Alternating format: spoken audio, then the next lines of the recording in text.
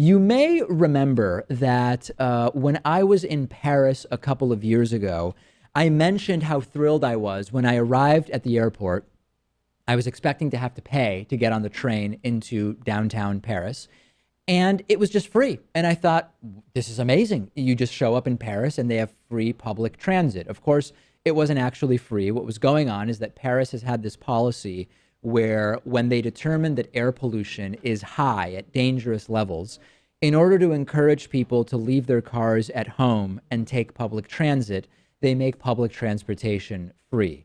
And yesterday was the second day in a row that Paris made public transportation completely free to fight the major spike in air pollution that's been going on. They also have banned some cars from driving around.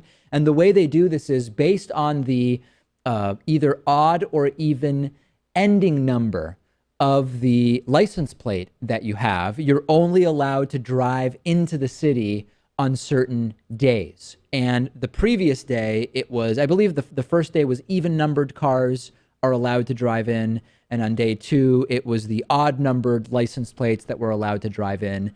I think that this is absolutely fantastic. However, I think that when you're seeing this happen more and more, there's some bigger picture issue we need to be addressing here. If the air is so bad that it's dangerous to walk around in public because of the particles of pollution that are in it, just saying, let's make public transit free today, we're probably thinking a little bit too small, aren't we? Right, because I don't think that this type of ban will have any lasting effect. And they've already previously been warned of this when their air quality index was the worst in the world, briefly in 2015. But I'm kind of wondering if they shot themselves in the foot with all of the diesel cars.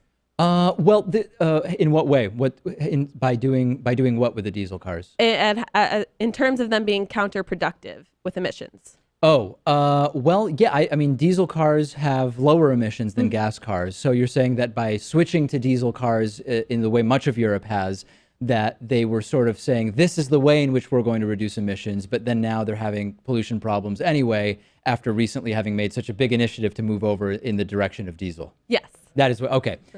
Imagine what would happen in American cities if the mayor were to come out and say, if your license plate number ends in an odd number, you're not allowed to drive into the Capitol tomorrow. Americans would go bonkers if a mayor were to do this. Yeah, because most people think you have a right to drive in this country, and also our public transportation systems, for the most part, just aren't good enough to do a program like this. In many cities, they're not. And many cities around the world have done this. Mexico City, Bogota, Beijing, Stockholm, Sweden has done it. Stockholm's not known for particularly bad pollution, but they put in something called a low emission zone in 1996, which banned cars from particular areas in the Swedish capital of Stockholm if they fall below certain European Union emission standards.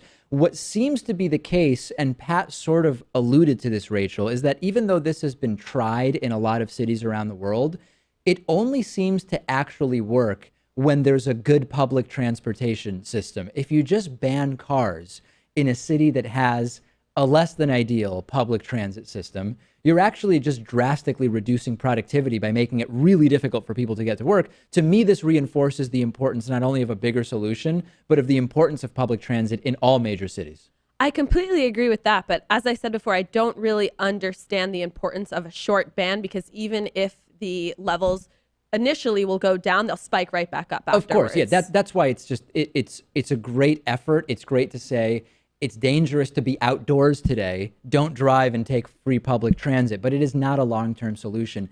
And it's sad reading comments about what Paris did on American news websites, and you have Americans saying this isn't freedom. What is happening in Paris is because the air is dangerous to your health, and Americans are complaining about the lack of freedom because they're not allowed to drive. It just seems like such digging your head in the sand and a misplaced priority. And there's also so many Americans who just believe that humans have no impact on the climate, no impact on the environment. So that's why it couldn't possibly work here. It's so funny how, on the one hand, you have people who think we have no impact on the climate, yet when you reduce the number of cars driving into Paris, then the pollution does actually go down. I mean, talk about cause and effect. It's amazing that some people don't seem to understand that that's what's going on. There's also another issue here, and we talked about this in our interview yesterday, which is the lack of affordability in cities. Why are so many people needing to drive from the suburbs into the city? It's because they can't afford to live in the city with the job that they have in the city. And I think that this is also, Rachel, a really big discussion about class. And we see this in Boston. We see this in New York City. The fact that we have so many commuters is partially related to that's the only place they can afford to live.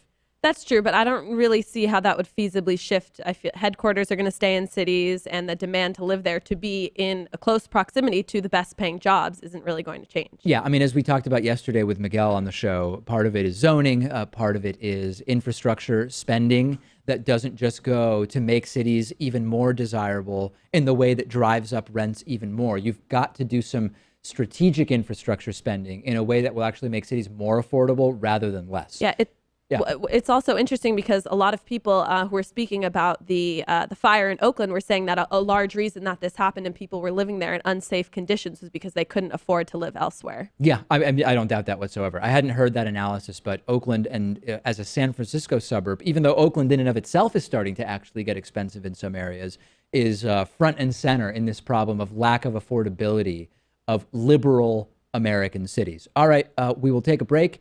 Facebook.com/David Pakman Show. Make sure you give us a like there. Gamefly is sort of like Netflix for video games. They have over 8,000 new and classic games for Xbox One, Xbox 360, PS4, PS3, Wii, and a bunch of other platforms. And you can play as many games as you want for one monthly fee. And if you find some games you want to keep, you can buy them for a low used price. There's never any due dates or late fees.